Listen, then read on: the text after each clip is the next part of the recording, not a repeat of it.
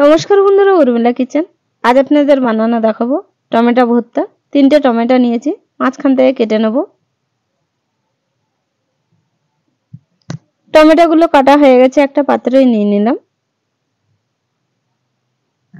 কয়েকটা কাঁচা লঙ্কা নিয়েছি, কাঁচা লঙ্কা চিড়ে নেব। কাঁচা লঙ্কা চেরা হয়ে গেছে, একটা পাত্রে নিয়ে নিলাম। কিছুটা ধনেপাতা নিয়েছি, কুচি কুচি করে কেটে নেব। ধনেপাতা কাটা হয়ে গেছে, একটা পাত্রে নিয়ে নিলাম। কড়া বসিয়ে দিলাম। কড়াই কিছুটা সর্ষে তেল দিয়ে দিলাম। তেলটা গরম হয়ে গেছে, কিছুটা রসুনের কোয়া দিয়ে দিলাম।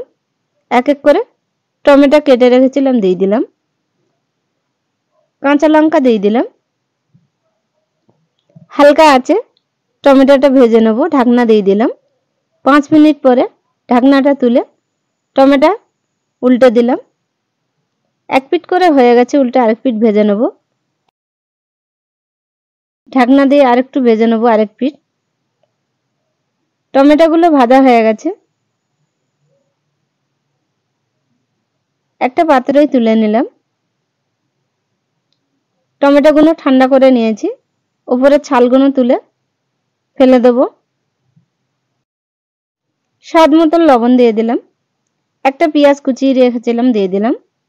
দিয়ে একসঙ্গে লঙ্কার সঙ্গে মাখিয়ে নেব।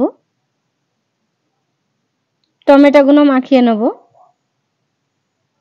লঙ্কা পেঁয়াজ একসঙ্গে ভালো করে মাখিয়ে নেব।